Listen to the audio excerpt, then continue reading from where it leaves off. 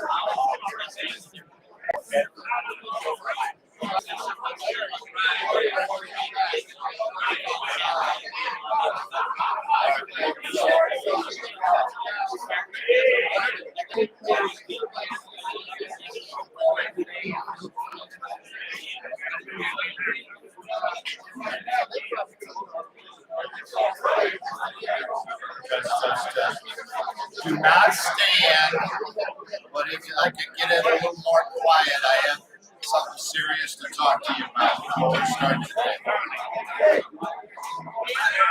Do not stand, but if you could get quiet, I have something very serious to discuss with us today.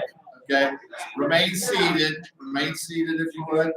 And I wanted at this time recognize that today and then 2 weeks from today on the 19th, we will be starting our Christmas collection for our servers here at Tozzis that do an outstanding job. I know that some of you tip on a weekly basis. We thank I and the board and they thank you for that. But if you're not a weekly tipper, I'm going to start out by saying we don't want to see any Washingtons. We don't want to see any Jeffersons. Now, some of you may not even know what Jeffersons are. That's a $2 bill, okay? They do exist and they're not fake, all right? I'd prefer not to see any Abe Lincolns out there because he's on a 5. Stepping up to Hamilton is on the 10, and of course he's been more famous lately in the musical that went huge. So reach down in those pockets, get out that billfold, unfold that secret big money that you have, and we're talking about please try to start with a Jackson. And if possible, we'd love you to consider a Grant who's on a 50 or a Franklin. Some of you guys maybe have seen very few Franklins, okay? But Franklin's on the 100, and it's all about the Benjamins, okay? So, McKinley, that is true. McKinley, but it's worth more as a collection. McKinley is on the $500 bill, but I don't imagine anyone brought one of those with you today. Anyway, baskets are on your tables, so please dig deep. Today, if not today, the 19th will hit you one more time, and then our trustees and officers will be at the end of each table to take those back and get this week's count, okay? So please give as you can, and then our trustees will take the baskets. And I need a basket up here somewhere.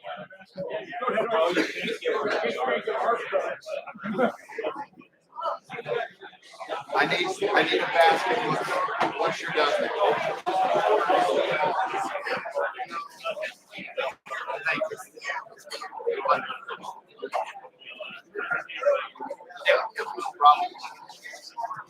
Thank you. Thank you.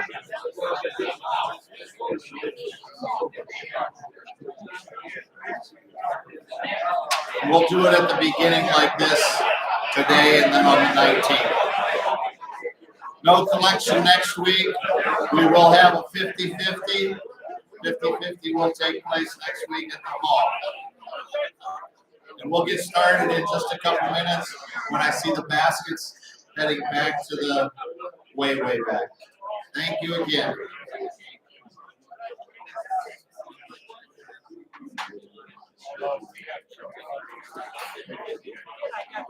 Yeah, and we'll do it. I'll call your name.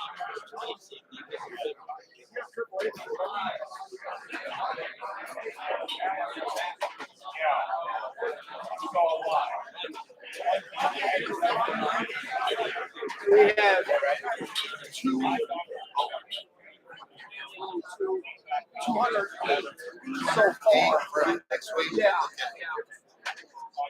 And we'll be open afterward. Also, I've been asked to announce we have 208 pre-solds for next week at the hall. That's our meeting number 3. The first 2 times we were over there were 236, 237. And right now, before our talk, is 208. Both Jim Evans and Dennis Mazzella will be in the back to sell at the end of the day today. But that's it. We're at the hall next week. And reminder that we will have transportation shuttles for you and park at the top near the Nash Center. Get in and make it easy for yourself. Do we have all the baskets? Jim's still here with a few of them to take back. Everybody's basket off the table. If not, please stand and we'll get it to the back somewhere. I meant stand and you still had a basket. That's okay. All right, please stand.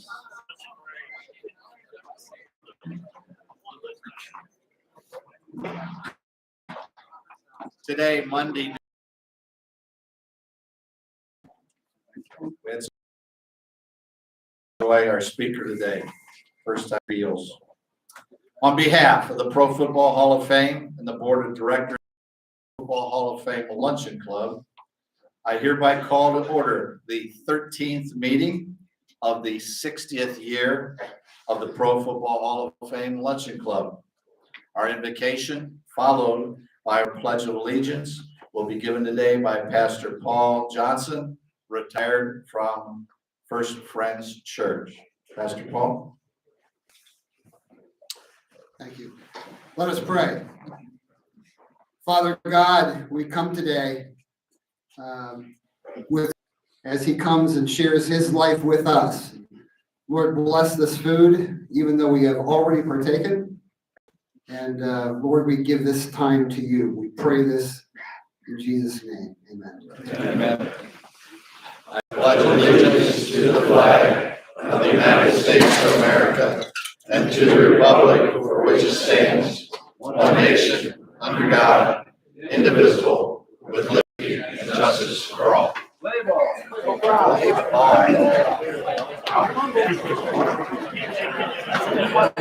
All right, our introduction of our special guests. Today, to my right, your left, you just heard from Pastor Paul. We thank him again. And on the other side of him, our trustee, Bruce Shorston. He's in charge of all the ministers for December.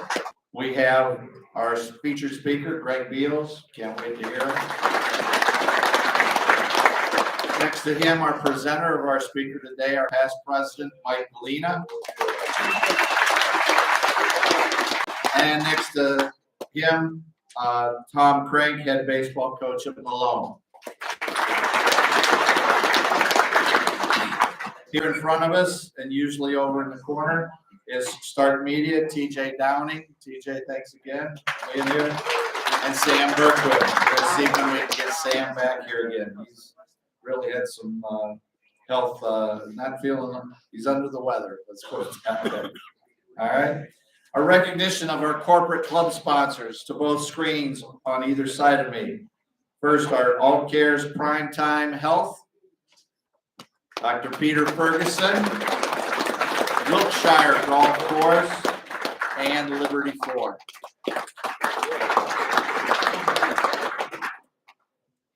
At this time, if you haven't already, please silence your cell phones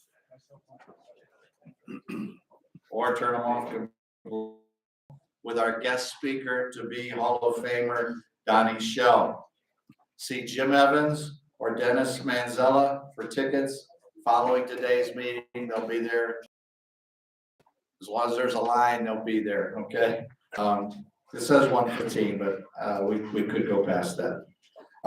Reminder, please mark your personal calendars. There will be no Hall of Fame Luncheon Club meeting on the day after Christmas. So Monday, the 26th, we originally were going to have, we will not. The servers and the staff here at Tozzis will get to be having extra with their families. So no Luncheon Club meeting on the 26th.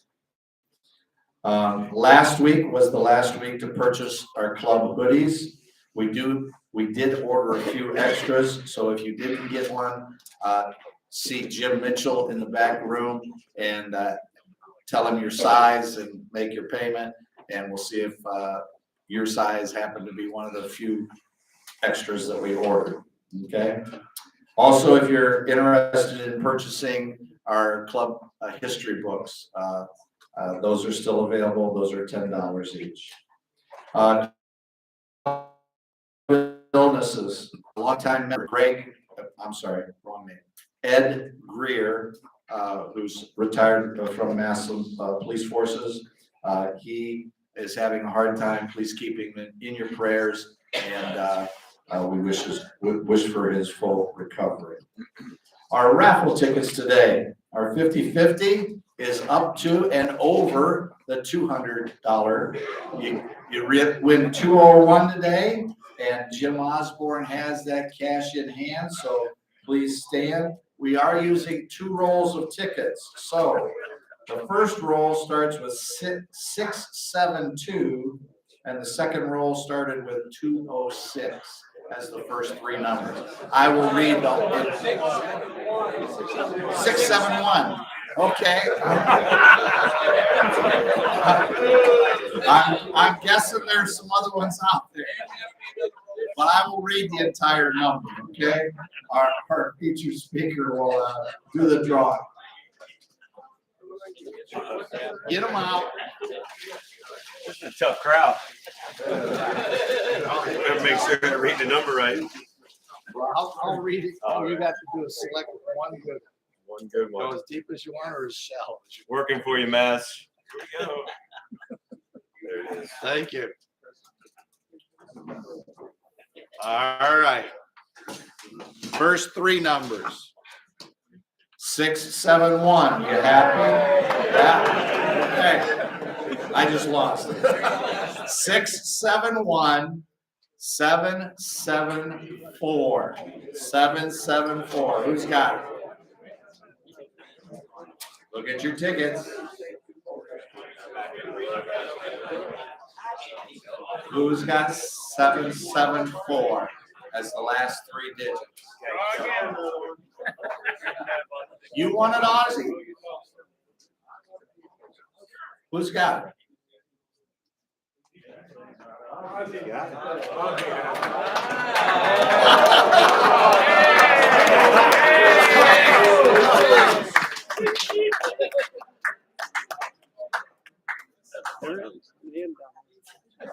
Seven 7-4 might be on the other side. 774. Let's see.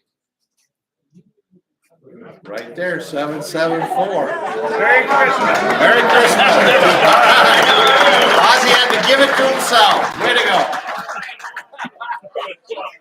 Wow. You got a new friend, Greg. Okay. Next week, our speaker will be a Hall of Famer, Donnie Shell, as we've mentioned. And today, to introduce our featured speaker, is past club president, Mike Galena. Let's give him a round of appreciation.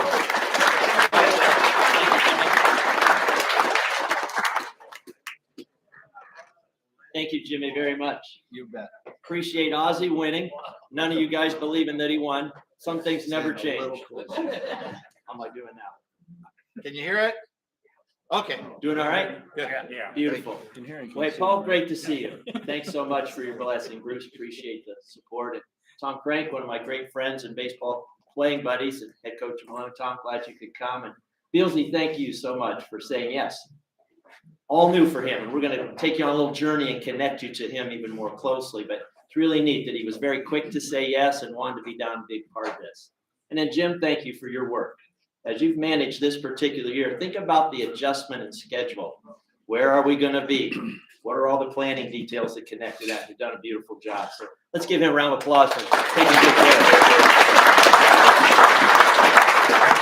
What I thought I would do is give you a little bit of a journey, Coach Beals, a journey of Akron baseball, and then end with a story that really sets up the job he's about to take on at Akron. So let's do the journey, the Beals as a player. Kenton Ridge High School, Springfield, Ohio. Let's everybody lock in there. Played for Ohio High School Hall of Fame baseball coach, Tom Randall. Then went on to Kent State. Played baseball there, 95 graduate of Kent. Got his master's degree at Kent in 1999. While at Kent, he was a MAC and regional champion in 94 and played for Hall of Fame coach Danny Hall, who's now at Georgia Tech. Great friend still to this day. So if you follow Georgia Tech baseball, you can follow a friend, Greg Beals. Spent 3 seasons in the New York Mets farm system and has been inducted into the following 4 Halls of Fame. Kent Ridge Baseball Hall of Fame, Greater Akron Baseball Hall of Fame, Stark County Baseball Hall of Fame, and the Clark County Baseball Hall of Fame. So great player, great journey. Let's give him a round of applause. Now let's take you on the journey as a coach. 9 seasons as assistant coach at Kent State. Then he moved on to Ball State. 8 seasons as the head coach there. Record 243, 202. Average 30 wins a year. MAC West titles in 03, 05, and 09. 21 players drafted from Ball State. Not one of his players, but one would be Kyle Nicholas, who just left Ball State, and he's now with the Pittsburgh Pirates. So not one of Greg's players, but still a Ball State product. Then moved on to Ohio State, head baseball coach there for 12 seasons. 346 wins, 288 losses. 3 NCAA tournament appearances, Big Ten champions, the tournament champions in 16 and 19, 7 All-Americans, 48 All Big Ten honorees, 32 Major League Baseball draft selections in the last 10 years, including 10 taken in the top 10. Amazing. Of course, Dylan Dingler would be one that you all would know here in our area from Jackson High School. Again, 29 win average. So look at a 30 win per year head coach right here in front of us for a duration of 20 years. No flash in the pan. It's a program, it's a process, and you can tell right away. Overall record, 589 and 490, 60 major league draft prospects on Greg Beal's resume. Crazy good. Now let's bring it to the Akron baseball journey. Baseball started in Akron in 1873, which was 8 years before baseball became a competitive sport at Ohio State. Who knew? But he'll become the 18th head coach in program history. He replaces Chris Sabo, Michigan All-American and Cincinnati Red, that you all would connect to. But here comes the challenge. What happened at Akron, they abandoned the program 6 years ago. Zero. So 18. The stipulation that it be privately funded. So no school support. And it's found its way to the spot where it is today. Continue to be privately funded, but I think Greg will talk with you about the journey and what the future of that looks like as well. So we've got ourselves a very special leader in front of us, as well as a baseball guy. His wife, Kathy, was a 4-year letter winner for Kent's women basketball while they were there. So an athletic family. Here it goes. Kayla, an Ohio State graduate, daughter. Amber, senior at Michigan and captain of the Michigan women's volleyball team. Morgan, a sophomore at Cincinnati. So there's the journey. There's the family. There's the Akron baseball piece. And here's a story I want to end with to bridge because he's challenged to do. But we're going to enjoy him because of how he manages the challenge. It has to do with a little 8-year-old boy who asked his mom if he could go out in the backyard and hit the baseball around for about 10 minutes before supper. He's going to throw it up and hit it and go get it. Turn around, do it again. Back and forth. Mom gives him the typical mom thing, stay in the yard. So she's watching out the back window. Tosses up the first one, swings and misses horribly, a foot over it. She's thinking, not very good. Watches the second time. He throws it up, tries a whole new batting stance. Spins and spins back, swings over it again. 8 inches. Third one, she watches. He throws it up. She hears him counting out loud. 1, 2, 3, swing. Misses. Guess what, guys and ladies? He doesn't hit it the whole time period. He's 0 for the time period. So he comes in. Here comes dinner. Here comes the big story. Mom says, how'd it go out there, Spencer? How'd it go? Remember, she saw the whole thing. He looked right at her and said, Mom, I think I'm going to be a pretty good pitcher. I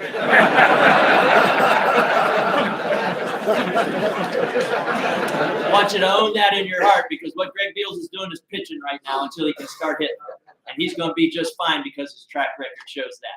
Will you join me in great big Hall of Fame Luncheon Club welcome to Greg Beals?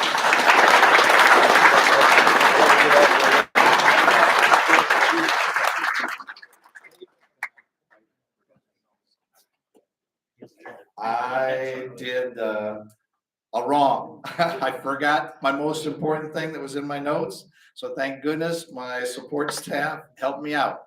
Next week, when we are at the hall, everything will be preset as far as your rolls and your salads. But the lunch will start being served at 10:30. The program itself will start at 11:30. Reason being, Mr. Shell has to get a plane out of Akron, Canton at 12. I think it's 12:55, close to 1 o'clock. So we had to move everything back a half an hour. Okay. But the program itself will start with our announcements and our pledge and invocation and all at 11:30 instead of the normal noon. Okay. All right. Did I get it? Okay. And now, without further ado or delays, Greg Beals. Thank you. All right.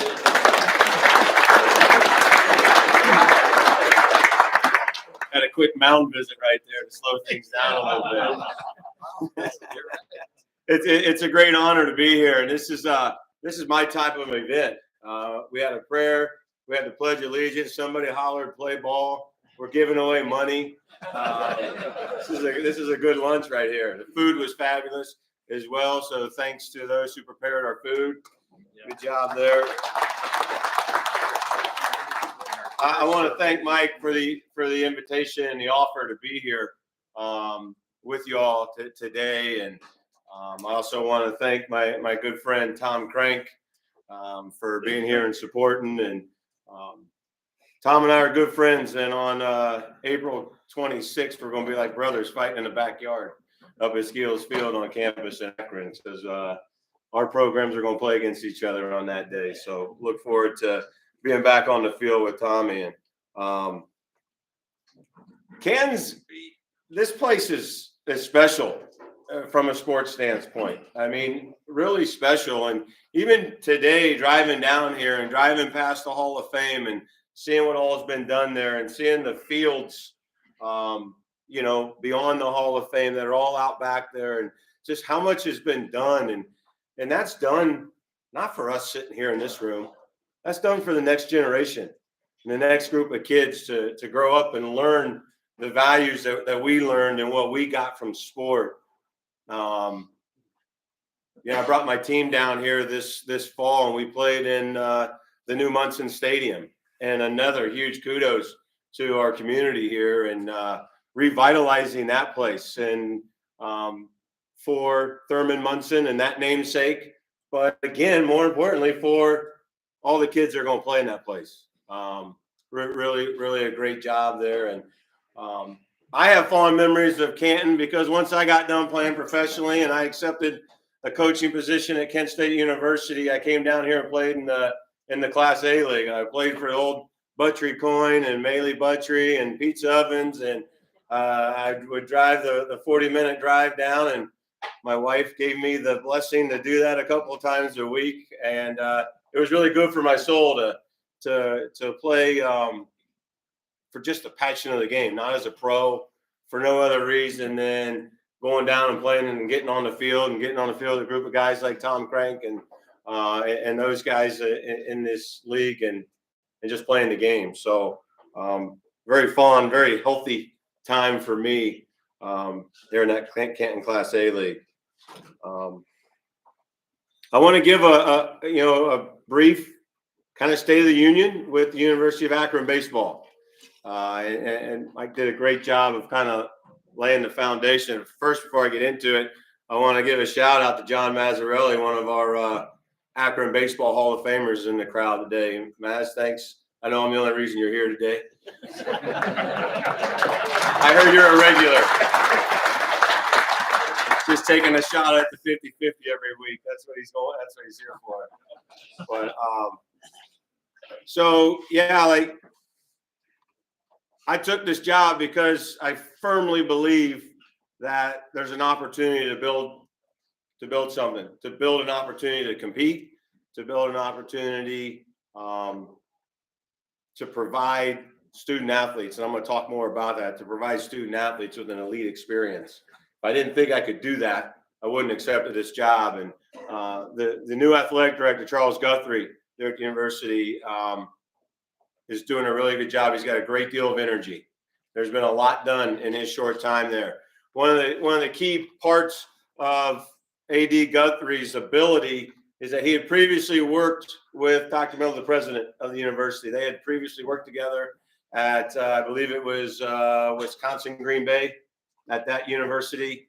So he was hired in by the president. The president is supporting him in his short, I think he's been here 17 months now, resurfaced the football field, resurfaced the basketball arena, resurfaced the track, and done a lot of hiring of coaches and rebranded the athletic department and with our logos. This is an old logo. I'm sorry. He'd be mad at me, but it's what I went with today. We've partnered with Akron Children's Hospital, so all of our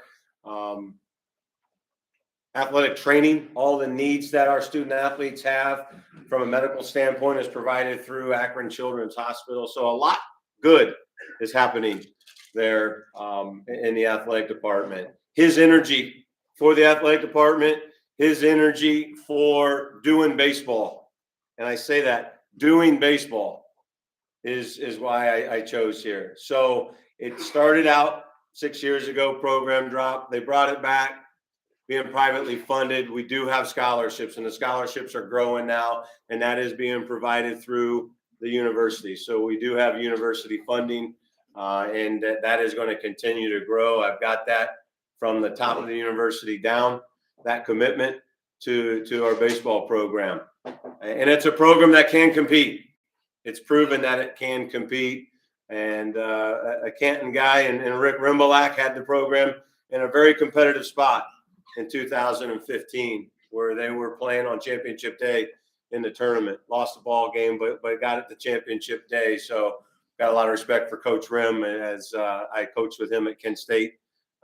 Played under him when he was an assistant coach at Kent State, and he had the program in a really good spot. And we're going to get back there.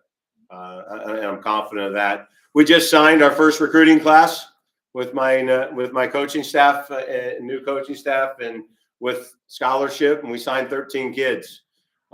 So we're in the process of turning the needle, so to say.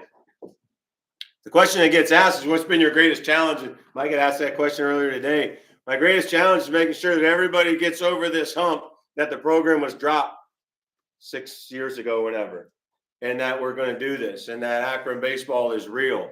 And then when we brought the program back, well, you brought it back, but with no scholarship. So are you really doing it or not?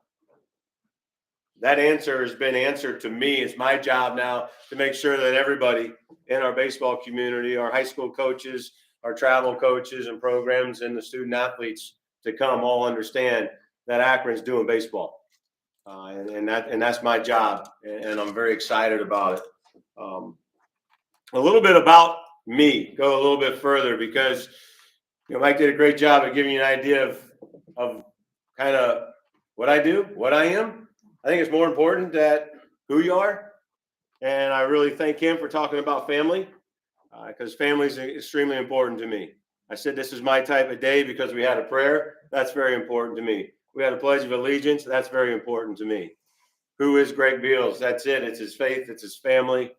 And it's baseball. It goes in that order. And baseball is that high up on my list. I have a burning passion for this game of baseball. But the faith and family goes out ahead of that. I'm the son of a CFO of a hospital, and my mother was in private banking. So I got the athletic bug. My brother is a principal, a high school principal. My sister's an accounting professor at Xavier University. So they got all the brains, and I got the bug in me to compete and play baseball. But I learned a lot from my family, my parents, obviously, and my siblings. And you can certainly get an idea of how important education is with what my siblings are doing, and really what I'm doing too. I'm in higher education. That's my job. I'm in higher education.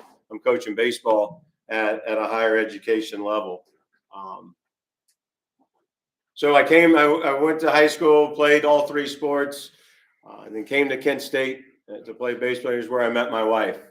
Probably the biggest thing about Kent State, not me getting a chance to play professional baseball, but I met my wife there, and believe it or not, we met in the weight room. First time I ever saw her was in the weight room at Dick Stadium. Not the normal place that you meet your spouse, but we're 28 years deep, so it worked out pretty good.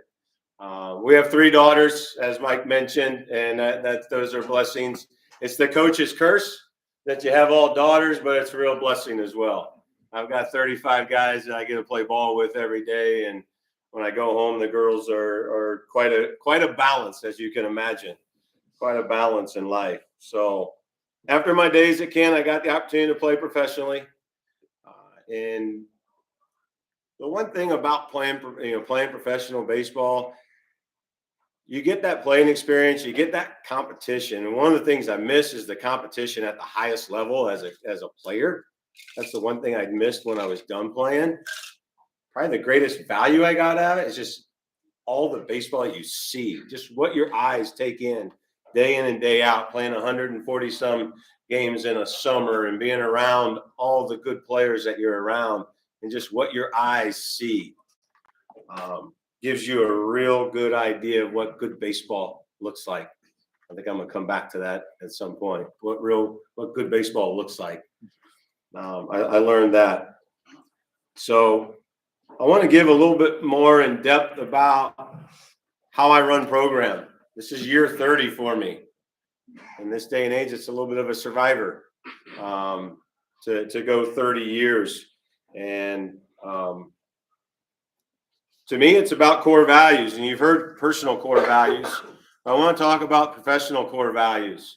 And these are posted in the locker room up on campus.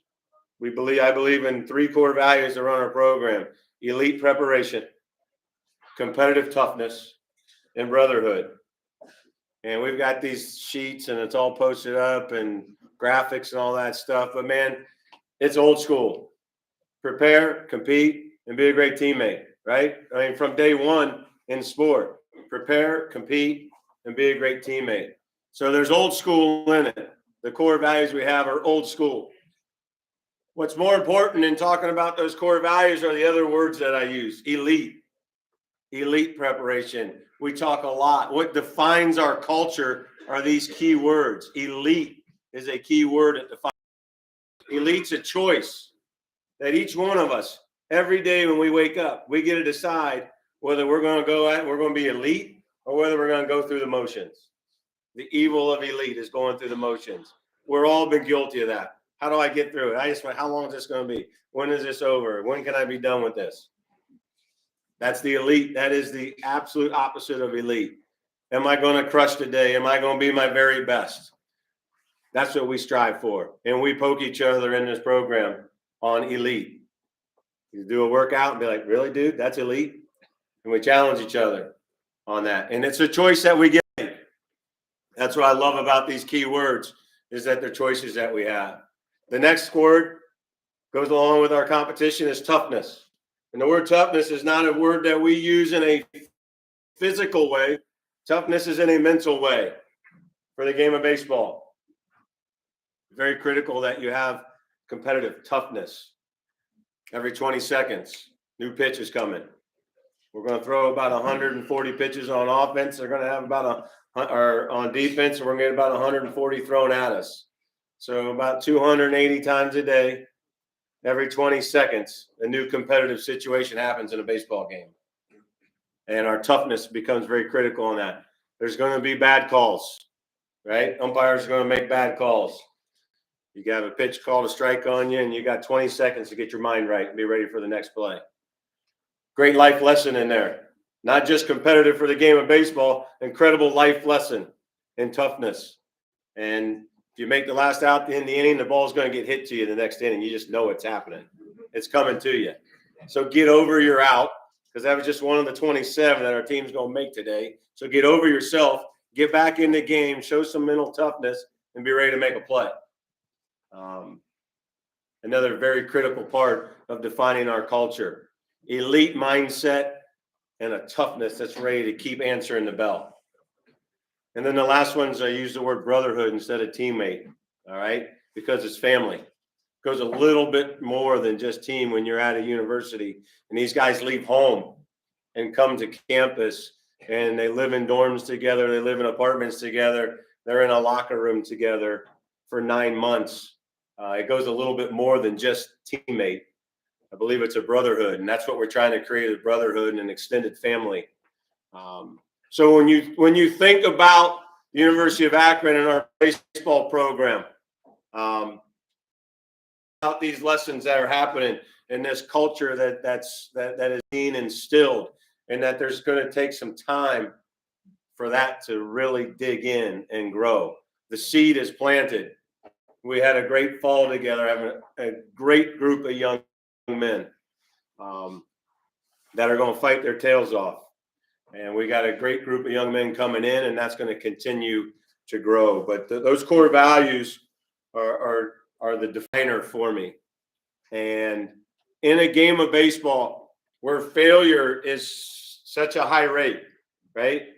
So he's introducing me and all about this program, and makes you think like I'm half an idiot. What am I doing? But then you think about, I've been doing this our whole life, right? Us baseball guys have been doing this our whole life. We've signed up to play at a 70% failure rate. We agreed to it from the get-go. If we succeed 30% of the time, we're just going to be Hall of Famers, and we're going to keep playing forever. We have signed up. The national college batting average is 272. Our guys are failing, right? Over 70% of the time, 73% of the time. In the big leagues, I think they hit 251 this year. So we're half crazy. So we got to think about things a little bit differently. We got to treat ourselves a little bit differently. We got to start creating a culture that feeds the inner part of us. Because the result itself, if you play the game of baseball to get hits, whoo, you're going to be miserable. Right? We're going to play the game for the process. All right? And setting this culture is just the beginning of going process driven. Again, love my job. Fundamental belief in education from family from day one, a burning passion for the game of baseball, and 35 young men every year to take that game of baseball and teach them life. All right. Ups, downs, being coached, developing relationships, being teammates, time management.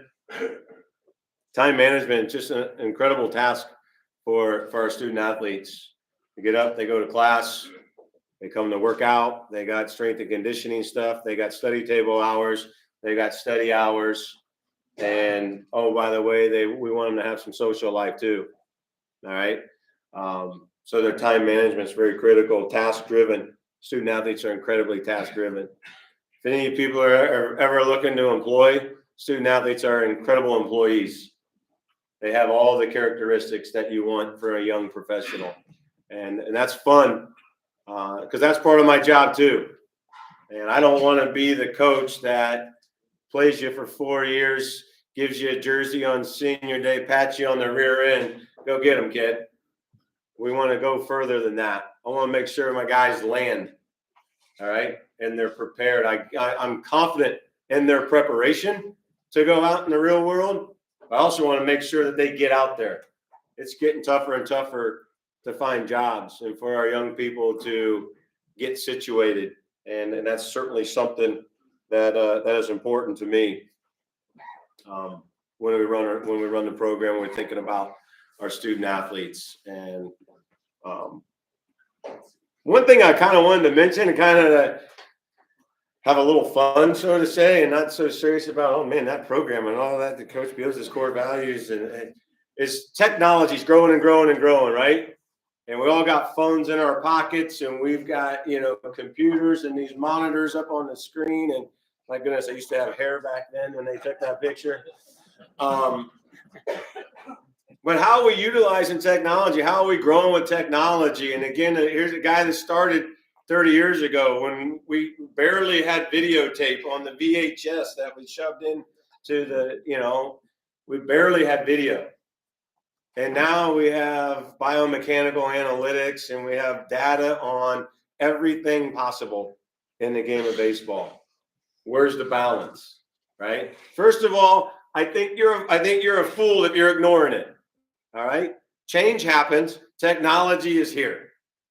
So we got to adapt, especially for me, because I'm dealing with the young people. All right. I'm dealing with the 18 and 22-year-olds. It's an absolute part of their life. My job is to create that balance, though, where fundamentals, old school values, and technology and change meet, and that we find this place that's right. And that's where the leadership part really comes in value here. And I want to give an example. This is a trend that's going on in baseball right now. There are major league baseball programs that are talking about automatic take and a 3-ball, 2-strike count. Full count. Take. Automatic take. Major league gurus, the computer gurus, are coming down to the batting cages and telling the hitters and the coaches that we need to seriously consider an automatic take and a 3-ball, 2-strike count.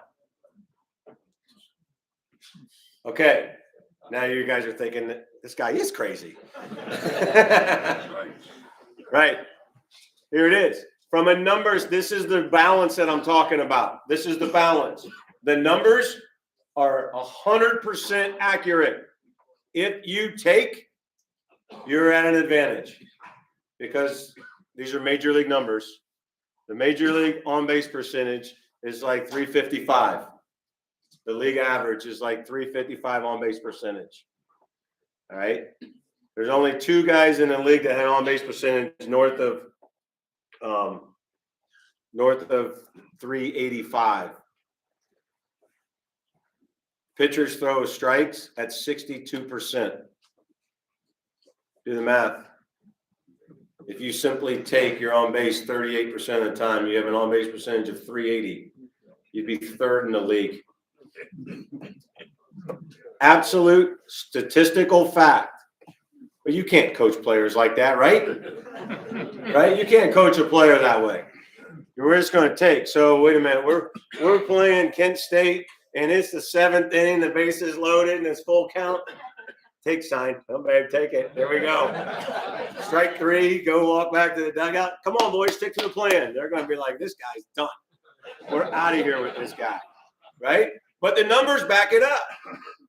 And minor league teams did it for like a month period of time. They talked their guys into doing it for a month in minor leagues, and the numbers played out. They had success doing it. Now, there's no way you can coach competitors that way. But as a manager, I need to know these things. I need to know these stats and these trends and what's going on and find a balance. All right. So just quite simply, the balance that I've created is we've gone, instead of a 2-strike approach, maintaining a 2-strike approach in full count, we've simply flipped back to an 0-0 approach, as if it's 0-0. First pitch of your at bat, sitting on the pitch you want to sit on. Get the pitch you want to hit.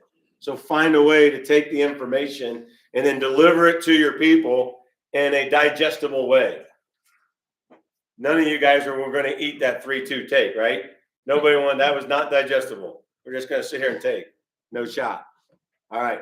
Data, information, I'm not going to ignore it, but I got to put it in play. So that's what we did. Just a little example of that. Just in closing, I need a drink of water. No problem.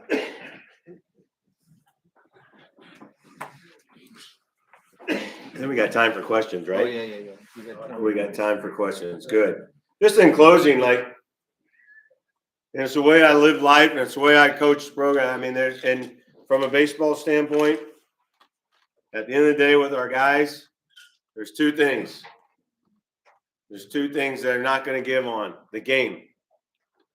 Simply the game. The game tells you. The game tells me most of the time during practice, the game tells me what I need to say. All right? The game tells me what needs. I talked about giving our guys an understanding of what good baseball looks like. All right? We struggled last year as a program. University of Akron baseball struggled last year. So I've got guys that are needing to learn what good baseball looks like. It was our first day of practice, and we're doing double cuts, and I hit a ball into the right field corner, and our right fielder picks it up and makes a great throw to our second baseman.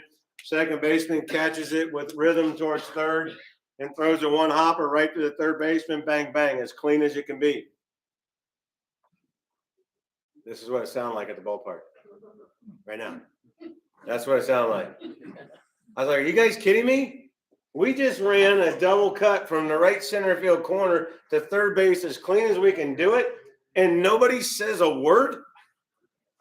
We have to celebrate good baseball in practice. We got to know what it looks like, and we got to make sure we say it. And we pick each other up, and we pat on the back, and we spread some love around what good baseball looks like, what the game tells you. The game says that's good. We need to make sure we say that. So the game will tell you what needs to happen. And this group, as many as any, you've been around the sport. You can't cheat the game. So I'm always true to the game, and I'm true to student athletes. What does a student athlete need? What does a student athlete need to develop? And that these are 18 and 22-year-olds. Another reason why I'm 3/4 crazy is I'm making a living off of 18 and 22-year-olds and them making good decisions and executing day in and day out. It makes you crazy again, but I love them. I love them because they come to you every day and they want something. These student athletes have a drive and a desire to grow as athletes, and they don't really know it all the time, but they are growing as young men, leaps and bounds through the game and what we're doing. So, man, I hold myself, I hold my coaching staff, and I hold each of the guys in our program accountable to those 2 things: the game of baseball and the characteristics, the ideal characteristics of student athletes. Go to class, do what you're supposed to do, be on time, be accountable to the team. That's what we ask of our guys to do. I really appreciate the opportunity to be here. It's been a great time. And now it's time for you guys to fire some questions at me, and we'll get going with it. I got one right here in the front row. Where do you get most of your recruits from? Yeah, the question was, where are we getting our recruits from? Philosophically, I want to win Northeast Ohio. I think there's talent here in Northeast Ohio, and I want to win Northeast Ohio. And we had, of our 13, I think 7 of them are in that Youngstown, Cleveland, Akron area here, the Akron, Canton area. We have a proximity to the Pittsburgh area, so we got a couple of kids from Western Pennsylvania, just because of proximity.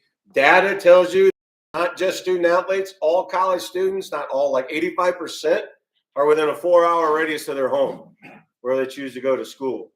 So we got a win here in our backyard. I've been, year 30, the connections, the networking, the relationships that I have with high school coaches, summer coaches, it is very, very critical. And so I'm going to really rely on that network to help us find the right person that fits our program.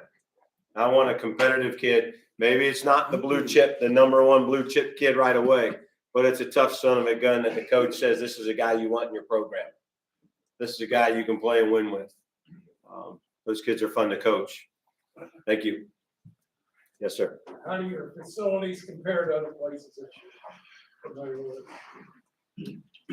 Our facilities have grown immensely in the last 3 years. We just we have a full artificial surface on the field there. The indoor facility at the University of Akron is top notch. From a baseball standpoint, the indoor facility there is as good as any place I've been, including the Ohio State University. From a baseball standpoint, the indoor facility is very strong.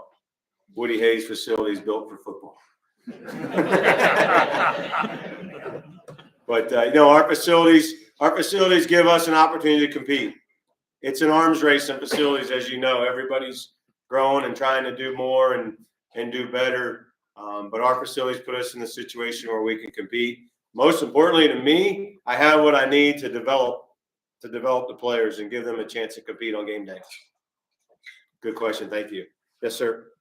How many assistant coaches do you have, and what are their areas of responsibility? Yeah, great question. The number of assistant coaches that I have and their areas of responsibility. So I have 3 assistant coaches. So there's 4 of us total in the baseball office. And my #1 assistant coach, Tim Donnelly, he's recruiting, and he does our infield, outfield defense.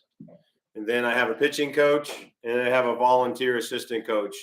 And the volunteer assistant coach assists with the pitching. And why I do that is I still love to coach. So I'm in the batting cages every day with hitters. But I also look at a college baseball roster, and of 35 guys, roughly 15 to 18 are pitchers.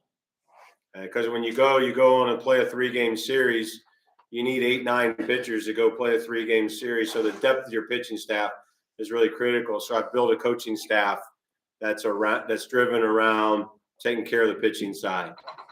Those of us that have been in the game for a while know that it starts on the mound. When you pitch it well, you got a chance to win.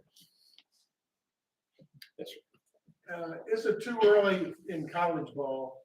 Excuse me. You remember the movie Billy Ball for professional sports? Is it too early in their history of the players to actually utilize that? Yeah, it's a great question. So he's talking about the movie Moneyball, which was a movie all about some of these stats, these baseball stats. And is it too early for us to employ that in college? And yes and no. Yes, it's maybe too early because we're not sure we have a strong enough database to make really strong decisions. But the philosophies, I think you can have, where the on-base percentage and some of the things from an analytics standpoint, I think it does make sense to at least be very aware of it. From an analytical standpoint, one thing I want to say is it happens a lot where we're making all these decisions. You're hearing it in football on fourth downs and going for twos and all this stuff, that they've got all the data that tells you should or you shouldn't.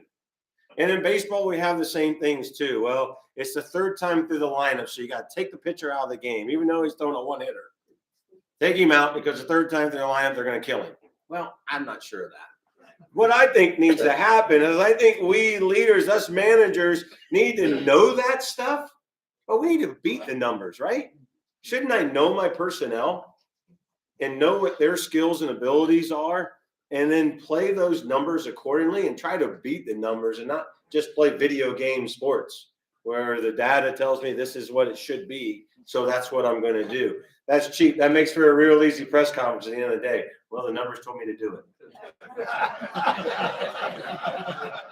Right? I mean, makes for a real easy answer at the end of the day. Yes, sir. Yep. Coach Fields, I think this is the question on not only my mind, but everybody's mind here. Why did you leave Ohio State? I thought I was going to get out of here. I see a bunch of yesterday made that even better for everybody, right? Yeah. Why did I leave Ohio State? I didn't win enough baseball games, quite simply, in the last 2 years. That's it. And sometimes there's time for change, and that's what Gene Smith decided. And I've got a ton of respect for Gene and what he does with that athletic department. That's a tough question. I've had to answer it in my heart. I've had to answer it amongst friends. I got no problem answering it amongst these friends here today. And it's quite simple. Simply got to win baseball games at that level. And so there's part of that is tough. Gene Smith came in and met with our guys after I met with them and said, guys, I love him. He does everything right, but we have to win. And sometimes I don't disagree with that, but I'm not sure that's exactly the message we want to 18 to 22-year-olds. But you did win, Coach. You had a 57% percentage. You won Big Ten titles. I know. What the hell?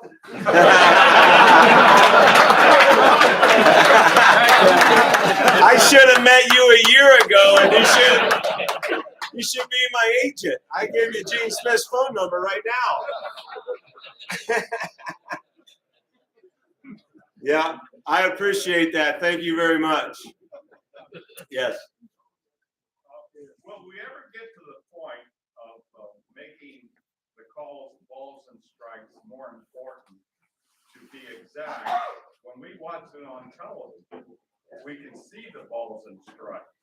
Why can't we take that away from the home plate umpire? There's been a lot of discussion about that, and I think there's some independent leagues and some minor leagues that are doing it, and where they're experimenting with it. A couple things I'll say in defense of that. When you're watching on TV, you don't always have exactly the right, because of where the camera sits in center field. The camera is very rarely dead on the point of home plate. The camera is somewhat offset a little bit. So our eyes can get skewed a little bit on TV. The box usually rings pretty true though, on TV there. The other thing I'll say is that there's a way you can pitch to the computer, so to say. Like you can make pitches that are clearly not hittable strikes that would ring the bell on a computerized strike zone. Curveballs that are really steep, late, dropping down, that would actually end up hitting dirt or ringing the strike zone at the bottom of the strike zone. So what we see is really good, but not foolproof. I think we're getting close, but we're not quite there yet. And I don't have a strong opinion. I think there's a lot of times there's that human element that you like in the game. And then there's about 5 or 6 times a year where you want that SOB out of there, and we'll take the computer. Yes, sir. How many recruits, like when you were at Ohio State, did you lose to the warmer weather schools? Yeah, that's always going to be a battle, and we're going to have that battle here at the University of Akron too. Just the idea of playing in warmer weather. So you do lose that. You definitely do. I don't know what the number is, but there's certainly there's a countable percentage that's that way. Some of that is there's merit to it because the Southern schools are able to raise money, make money at the gate more so than we can. So there's revenue in their programs and their athletes get treated a little bit differently. The facilities are better. And so it is more attractive to some kids to go away from home and to go play in the Southern climate. One thing I've always tried to do is, man, you play opening day in Cleveland or you play in the postseason in Cleveland, you better be able to play a little bit in some cold weather. So don't be afraid of it. If you got big dreams, New York, Cleveland, Detroit, Boston, it's going to be chilly. Chicago, it's going to be chilly in October. Yes, sir. Are you still independently funded? And if so, who's your largest contributor? So we are getting university funding now. All right. So we are getting that. And you know, I think the largest contributor is the Skills family, who the names on the field, they help put the field together and the grandstands around the field. So that would be our top one. And it's something that's important to me is to drive our alumni relations in our program. Our alumni have gone through hell, kind of, so to say, you know, from being in a program in a university that they love, and then they drop their program. That hurts your feelings. And now we're trying to get them back. We're trying to get the alumni back and create some love for their alma mater in this program. So I got some work to do in that area. The one thing that's really important for me from an alumni standpoint, and Matt, as you've heard me say this before, I want the guys in the program today to know that there's people that give a shit, for lack of better terms. I'm sorry.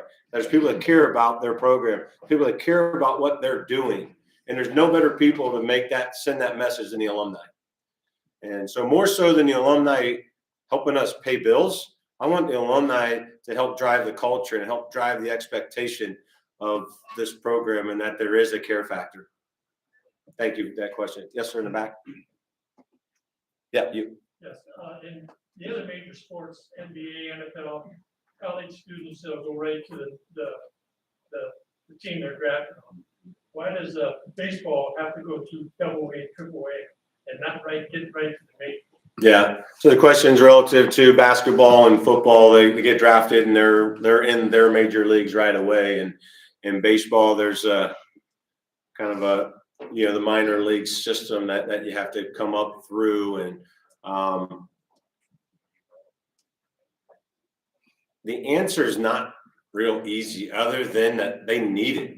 They quite simply need it. The skill level at the major league level is incredible. We have kids that are coming out of college that are physically, possibly some of them are possibly physically prepared, but the skill of the big leaguer, the lack of mistake, they're just so refined. And the repetitions that you get in that A ball and Double-A levels, those couple 3 years of minor leagues, really helps hone those skills. Now that's getting shrunk. In the last couple of years, they've shrunk. There's fewer minor league teams.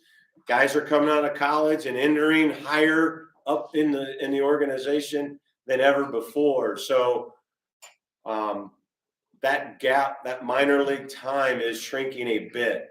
I don't know if that's a great answer, but that's the truth as I know. Thank you. Yeah. It seems to me like they draft right out of high school, and it seems like that absolutely pulls on your talent pool. And what would you say to a kid who's 18 years old and he says, "Hey, I got drafted. I know it's in the 4th round, but I'm going. I want the money." How does that affect baseball? Yeah, well, I've lived that life and trying to figure and having those conversations with players. The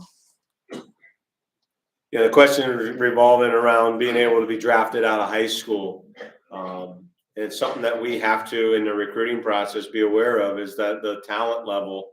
And in my time at Ohio State, in those 12 years at Ohio State, my first recruiting class, I lost 3 guys to the draft.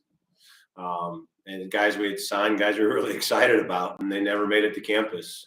And in that 12 years, I think I had like 9 guys that didn't make it to campus. So it's kind of a catch-22. You want to recruit that high-level talent. You're trying to recruit the best players you can. And the draft is pretty much out of your hand from a college coach standpoint. But you got to be careful that you're not losing everything in your recruiting. What I tell them is make that professional organization prove to you that they believe you're a major leaguer, not a pro, not just get drafted to play pro ball, but to play in the major leagues, which means a big, big signing bonus because the major leaguers are getting paid big dollar. So if they want my 18-year-old son to come out and not go to college and not be prepared to be a professional outside of baseball and you want him to be a professional inside of baseball, pay him accordingly right now. That's what I tell them. And that gets you up in the top 3 to 5 rounds. You can get that type of money out of the draft. The other thing I tell them is, are you ready? Are you ready? There are very few 18-year-olds that are ready to take their shot to play, to play professional and be out there in the world that they have these layers for a reason. So not everybody makes it to the next layer. Not everybody makes it to the next layer.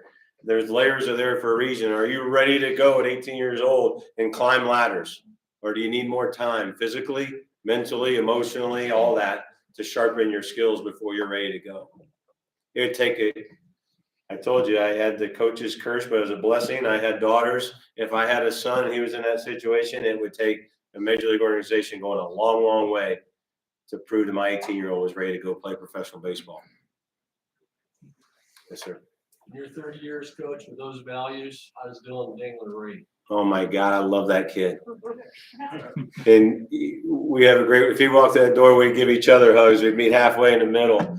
I'll never forget that young man when I saw him first day of conditioning his freshman year. All right. First of all, this kid comes to me.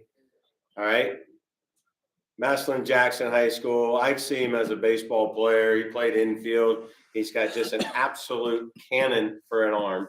Throws the baseball like few can. That's why he's going to play in the big leagues, because he can really catch and throw. But then he makes it to Ohio State, and he comes on campus, and this is his resume. He's state champion baseball player, state champion basketball player. He was on the team, and was a Stark County Football Player of the Year in senior year as well. This kid's a pretty good competitor, I think, huh? We're going to have to find some playing time for this guy. But anyway, we are conditioning the first day. And you get down there, and we're just running 30-yard sprints. We do all of our conditioning and explosion stuff, so nothing more than 30 yards. Pop, pop, pop, pop. When we get to about 8, and you start to see some of the guys starting to walk back. Dylan Dingler, for all 12 of them, walked back to the line. Chest out, rock solid. His facial expression never changed. Like, again? Okay, go. Boom. Again? Okay, go. Boom. Just rock solid. So Dylan's got the makeup. He's a great competitor. He's got the makeup to survive. And when pro organizations were calling me about him, and when you're talking about being a first rounder, and I had several organizations call him that night, and we thought he might go, and he was the first pick on the second day. I'm talking to general managers. They want to know everything about him. Dylan Dingler called his own pitches in college, which doesn't happen very often. You watch a college baseball game, there's signaling everything in. There's not very many catchers call their own game. I let Dylan call his own game because I trusted his feel and how he competes. He's got the dude inside and the brains to succeed. And so I'm very confident that you're going to see Dylan Dingler playing in the big league someday. Thank you. Yes. Do you see the technology that the major leagues will be adopting here in the next year or two, going down to the university college. Which ones in particular are you talking about? Some of the things to speed up the game, somewhere they can know the pitches, the whole team know what pitch is gonna be, So he's talking about, do we think some of the technology that's coming into major league level is gonna make it to college as far as some of the technology to speed up the game? There's communication. So like there's teams that like pitchers have communication in their hat. They can hear the signs the catcher can hear. So like they're in the microphone, they're saying fastball away and the catcher and the pitcher can hear it. There's even wristbands that are electronic where they're typing in fastball away. So even the shortstop can see fastball away coming. That data is on their wrist some. That is happening at college. So we do have the ability to communicate to our catchers. Our catchers have an earpiece. Again, the philosophy is to try to speed up the game. So the other thing that's happening is the pitch clock, that there's a pitch clock in between pitches, trying to speed up the game. If you happen to go to a Rubber Ducks game this summer, it's working. The pace of the game is better. And the action of the game is not any different. There's still the same number of pitches, same number of outs. That's all the same. It's just less time in between. So you can't sit there and undo your batting gloves 3 times and take out your spikes. We don't have time for all that. It's got to happen in 18 seconds now. And that's happening at the college level as well. Yeah. That's it. All right. Thank you so much.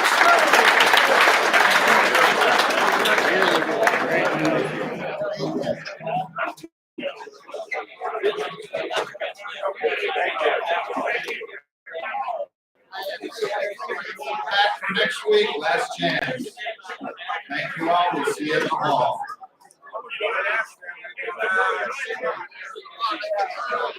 Yeah.